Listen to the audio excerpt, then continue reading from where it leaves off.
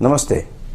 अभी एक पखवाड़े पूर्व ही हमने देवी माँ के 9 रूपों को हृदय में धारण करते हुए उनकी आराधना की। अब तैयारी कर रहे हैं लक्ष्मी माता के चरण बंदन की। भारतीय संस्कृति, परंपरा और लोक मान्यताओं में स्त्री को जो स्थान दिया गया है वह ईश्वर को भी नहीं है, क्योंकि विधाता को भी इस धरा पर अवतरित होने का मार्ग किसी स्त्री ने ही प्रशस्त किया है। आप सोच रहे होंगे कि दिल की बात में आज मैं स्त्री व बेटियों को क्यों ले आया। इसका कारण है छत्तीसगढ़ के जाने माने समाजसेवी राम सिंह अग्रवाल जी। आज सुबह उन्होंने मुझसे संपर्क किया और कहा कि कमलेश, उन बेटियों पर भी चर्चा की जानी चाहिए जो अपने बाबुल की इज्जत के परखच्चे उड़ाकर अपनी मनमानी से पूरे कुटुंब को संकट में डाल रही हैं। ख्याल आया कि सच ही तो कह रहे हैं राम सिंह जी। मीडिया से जुड़े होने के कारण हर रोज़ अपने इर्द गिर्द ही इस तरह की घटनाओं की जानकारी मिलती है कि बेटी किसी अजनबी के साथ भाग रही है। माता पिता बड़े अरमान से अपनी हैसियत के अनुसार जिस बेटी का विवाह करते हैं, कुछ दिन बाद वह बेटी ससुराल में हुए विवाद के कारण वापस पीहर आ जाती है।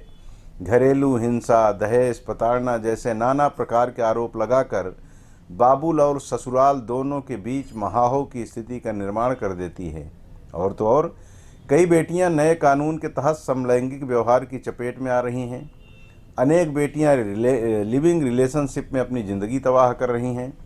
ऐसी बेटियों को कौन समझाए कि जिस देश व समाज में उन्होंने जन्म लिया है ना, वहाँ कहा जाता है कि बेटी से आबाद है सबका घर परिवार, अगर न होती बेटियाँ थम जाता संसार।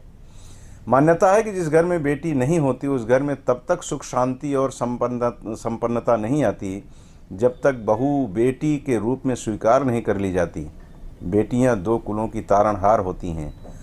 माता पिता बड़े अरमान से बेटी की परवरिश करते हैं और ख्वाब में डूबे होते हैं कि एक दिन उनकी दुख्तर यानी बिटिया उन्हें छोड़कर किसी और के घर की रौनक बन जाएगी। जिस दिन बिटिया विदा होती है, परिवार जिस दर्द की अनुभूति करता है उसको शब्दों में बयां करना बड़ा मुश्किल होता है। लेकिन एक रीति है जो सनातन काल से चली आ रही है, उसका निर्वहन प्रत्येक माता पिता करते हैं। विदाई के दिन माता पिता को ऐसा लगता है कि जैसे ख़त्म सिलसिला हो गया, उड़ गई आंगन से चिड़िया, घर अकेला हो गया। शादी के दिन से लेकर विदाई की बेला तक बेटी माता पिता, भाई बहन, दादा दादी से मिले प्यार को स्मरण करती है। और जब पाणी ग्रहण यानी हस्त मिलाप संस्कार होता है तो उस समय उसकी दशा कुछ यूँ होती है कि किसी बच्चे की तरह फूट के रोई थी बहुत, अजनबी हाथ में वह अपनी कलाई देते। बेटियां विधाता की ओर से माता पिता को दिया गया वह नायाब तोहफा होती हैं जिसकी बराबरी कोई और रिश्ता कर ही नहीं पाता। तभी तो बेटी चाहे 7 समंदर पार हो, माता पिता को कोई कष्ट है यह जानकर वह तड़प उठती है। उसका अपने जनक जननी के प्रति स्नेह अत्यंत स्वाभाविक है। लेकिन यही बेटियां जब अपने ससुराल के माता पिता यानी सास ससुर को कष्ट में देखकर आनंदानुभूति करती हैं तो मन खिन्न भी होता है। लाड़ प्यार से पली बेटी जब अपने ससुराल में तालमेल नहीं बना पाती तो वह तमाम आरोप लगाकर पीहर लौट आती है और फिर दोनों कुलों में शुरू होता है आरोप रूपी संघर्ष। इसी संघर्ष के बीच बेटी अपने वे सुनहरे दिन खो देती है जो उसे उम्रगत मिलता।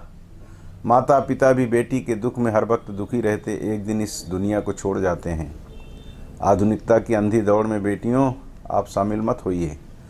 आप विधाता की वह अनुपम कृति हैं जिस पर आपको गर्व होना चाहिए और हमेशा एक बात का ख्याल रखना चाहिए कि आप सिर्फ भोग्या या नुमाइश की वस्तु नहीं हैं। आप पूज्य हैं, आप तपस्या का फल हैं, माता पिता सास ससुर की पगड़ी हैं, भाई बहन की सबसे विश्वसनीय सलाहकार हैं, पति का संबल हैं, बच्चों की मार्गदर्शक हैं, पूरे परिवार की सबसे बड़ी खैर ख्वाह हैं। इसलिए उम्रगत नादानियों से बचते हुए अपने धर्म का पालन कर इह और उह लोक में अपने लिए सिरोधार्य करने वाला स्थान सुरक्षित रखिए।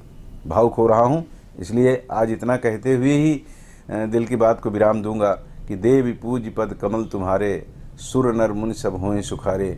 इस चौपाई को जरूर याद रखिए। जय गौरी शंकर, जय सीताराम, जय राधे श्याम।